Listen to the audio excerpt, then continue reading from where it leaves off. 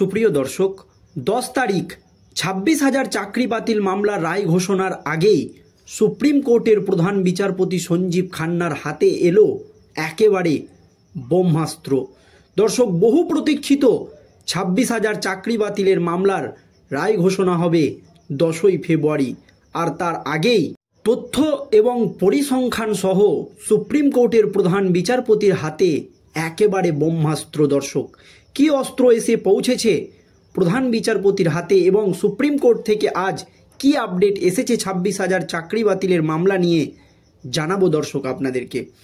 আপনারা জানেন, লোকসভা নির্বাচন চলাকালীন কলকাতা হাইকোর্টের একটি মাত্র নির্দেশে এই রাজ্যের 25 থেকে 26,000 শিক্ষক শিক্ষিকার চাকরি বাতিল হয়ে যায়। তারপর থেকে এই মামলা দীর্ঘদিন ধরেই সুপ্রিম কোর্টে ঝুলে রয়েছে। আর এই মামলার 10ই ফেব্রুয়ারি রায়দান, এটা আপনারা সকলেই জানেন। এই আবহে সুপ্রিম কোর্টের বর্তমান প্রধান বিচারপতি সঞ্জীব খান্না নিজের অবস্থান স্পষ্ট করে দিয়েছিলেন। যদি যোগ্য এবং অযোগ্য পৃথক করা সম্ভব না হয়, তাহলে কিন্তু কলকাতা হাইকোর্টের নির্দেশই বহাল থাকবে, অর্থাৎ 26,000 চাকরি বাতিল হবে। এই আবহে বঞ্চিতদের আইনজীবী অর্থাৎ বিকাশ রঞ্জন ভট্টাচার্য সুপ্রিম কোর্টের প্রধান বিচারপতি সঞ্জীব খান্নাকে পরিষ্কার জানিয়ে দিয়েছিলেন যে পুরো নিয়োগ প্রক্রিয়াটাই দুর্নীতিযুক্ত। তাই যোগ্য অযোগ্য পৃথক না করে কলকাতা হাইকোর্টের নির্দেশ বহাল রেখে আবার নতুন করে পরীক্ষার ব্যবস্থা করা হোক। কিন্তু কিছুতেই যোগ্য অযোগ্য পৃথক করা সম্ভব নয়। আর এই আবহে 10ই ফেব্রুয়ারি রায়দানের আগেই সুপ্রিম কোর্টের প্রধান বিচারপতি সঞ্জীব খান্নার হাতে তথ্য এবং পরিসংখ্যান ধরে এলো ব্রহ্মাস্ত্র। কি পরিসংখ্যান, কতজন যোগ্য কতজন অযোগ্য? দর্শক দেখুন, রাজ্যের মাধ্যমিক এবং উচ্চ মাধ্যমিক স্কুল শিক্ষক ও শিক্ষাকর্মী পদে বেআইনি নিয়োগের সংখ্যা এখনও পর্যন্ত স্পষ্ট করেনি স্কুল সার্ভিস কমিশন। কিন্তু তাদের বিভিন্ন হলফনামার তথ্য থেকেই 10,755 জনেরও বেশি বেআইনি নিয়োগের হিসাব সুপ্রিম কোর্টের প্রধান বিচারপতি জাস্টিস খান্নার হাতে তথ্য এবং পরিসংখ্যান ধরে ধরে পেশ করা হলো। তবে তারা এও বলেছেন যে এটি আপাতত হিসেব। আদালতে বেআইনিভাবে কতজন নিযুক্ত হয়েছে সেই হিসেব এসএসসি দিতে পারবে। প্রসঙ্গত, সোমবার শীর্ষ আদালতে সওয়াল জবাব করেছিলেন বঞ্চিতদের আইনজীবীরা। আগামী শুনানিতেও এসএসসি ও রাজ্যের জবাব দেওয়ার কথা। সেই দিন রাজ্য এবং এসএসসি কি যুক্তি দেবে সেই দিকেই তাকিয়ে বঞ্চিত ও চাকরিরত দুই পক্ষই।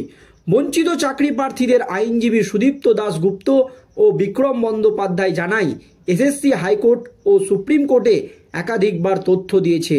শীর্ষ কোর্টে এসএসসি লিখিতভাবে জানিয়েছে, নবম দশম শ্রেণীর শিক্ষক নিয়োগের ক্ষেত্রে উত্তরপত্রে গরমিল আছে 808 জনের। নিয়োগের তালিকায় প্যানেল পর্যায়ক্রম টপকে র্যাঙ্ক জাম্প করে চাকরি পেয়েছে 74 জন। ওয়েটিং লিস্ট থেকে এবং প্যানেলের বাইরে চাকরি পেয়েছে 111 জন। প্যানেলের মেয়াদ ফুরোনোর পর 127 জন চাকরি পেয়েছে। একাদশ দ্বাদশ শিক্ষক পদে উত্তরপত্রে গরমিল রয়েছে 772 জনের।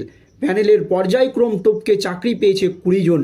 ওয়েটিং লিস্ট থেকে প্যানেলের বাইরে চাকরি পেয়েছে 18 জন। প্যানেলের মেয়াদ ফুরোনোর পর একাদশ দ্বাদশ শিক্ষক পদে কতজন চাকরি পেয়েছে তা এখনও এসএসসি জানায়নি। গ্রুপ সি কর্মী পদে উত্তরপত্রে গরমিল, প্যানেলের পর্যায়ক্রম টপকে ওয়েটিং লিস্ট ও প্যানেল বহির্ভূত পরীক্ষার্থী এবং মেয়াদ উত্তীর্ণ প্যানেল থেকে যথাক্রমে 782, 132, 249 ও 381 জন চাকরি পেয়েছে। গ্রুপ ডি পদে উপরিউক্ত নানান গরমিল যথাক্রমে 1911, 237, 371 এবং 609 জন চাকরি পেয়েছে। এই রকমভাবে পরিসংখ্যান ধরে ধরে সুপ্রিম কোর্টের প্রধান বিচারপতির হাতে যোগ্য অযোগ্যের লিস্ট তুলে দেওয়া হয়েছে। এই হিসাবের বাইরে আরও বেআইনি নিয়োগের তথ্য দিয়েছে বঞ্চিতদের আইনজীবীরা। তারা জানান, নবম দশম শ্রেণীর শিক্ষক পদে ঘোষিত শূন্য পদ ছিল 12,905 এবং এসএসসির নিয়োগের সুপারিশ করেছিল প্রায় 11,425টি। কিন্তু মধ্যশিক্ষা পর্ষদ নিয়োগপত্র দিয়েছে মোট 13,056 জনকে। এইভাবে একাদশ দ্বাদশের শিক্ষকের ক্ষেত্রে ঘোষিত শূন্যপদ ছিল 5,712টি এবং এসএসসি সুপারিশ করেছিল 5,557টি পদে, কিন্তু পর্ষদ নিয়োগপত্র দিয়েছে 5,757টি। গ্রুপ সি পদের ক্ষেত্রে ঘোষিত শূন্যপদ ছিল 2,067টি এবং এসএসসি সুপারিশ করেছিল 2,037টি, কিন্তু নিয়োগপত্র দেওয়া হয়েছে 2,884টি পদে। গ্রুপ ডি পদে ঘোষিতদের জন্য 3,956 এবং এসএসসি সুপারিশ করেছিল 3,881টি পদে। এক্ষেত্রে 4,547টি নিয়োগপত্র দিয়েছে পর্ষদ। এই তথ্যের ভিত্তিতেই আইনজীবী সুদীপ্ত দাশগুপ্তের বক্তব্য, এসএসসির জমা দেওয়া তথ্য ঘেটেই হিসেব পাওয়া গিয়েছে। এর বাইরে বেআইনি নিয়োগ থাকতে পারে। উত্তরপত্রের গরমিল, র্যাঙ্ক জ্যাম্প, ওয়েটিং লিস্ট থেকে প্যানেলের বাইরে চাকরি, প্যানেলের মেয়াদ ফুরানো এবং শূন্যপদ, নিয়োগের সুপারিশ, নিয়োগপত্র দেওয়া সব মিলিয়ে আপাতত 10,755 জন বেআইনি নিয়োগ চিহ্নিত করেছে বঞ্চিতদের আইনজীবী। একেবারে তথ্য এবং পরিসংখ্যান তুলে ধরে সুপ্রিম কোর্টের প্রধান বিচারপতি সঞ্জীব খান্নার হাতে এই লিস্ট তুলে দেওয়া হয়েছে। আশ্চর্যজনক বিষয়, এসএসসি কখনো নির্দিষ্ট করে বেআইনির নিয়োগের হিসেব দিচ্ছে না। এসএসসির একটি সূত্র অবশ্য এই হিসাবকে পরিসংখ্যানগত ত্রুটি বলেছে। সূত্রের দাবি, বহু সময়ে কোনো চাকরি প্রার্থীকে একটি নির্দিষ্ট স্কুলে সুপারিশ করা হয়েছে, তার ভিত্তিতে পর্ষদ নিয়োগপত্র দিয়েছে, তবে সেই ব্যক্তি সংশ্লিষ্ট স্কুলে যোগ দেয়নি।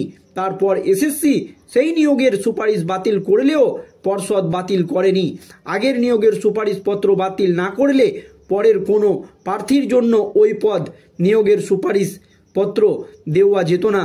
যদি বঞ্চিতদের আইনজীবীদের পাল্টা যুক্তি, এসএসসির মেমো অনুযায়ী পর্ষদ নিয়োগপত্র দিয়েছে, তাই একই নিয়মে পর্ষদের আগের নিয়োগপত্র বাতিল করে পরের প্রার্থীকে একই পদে নিয়োগপত্র দেওয়া উচিত, কিন্তু তা হয়নি কেন?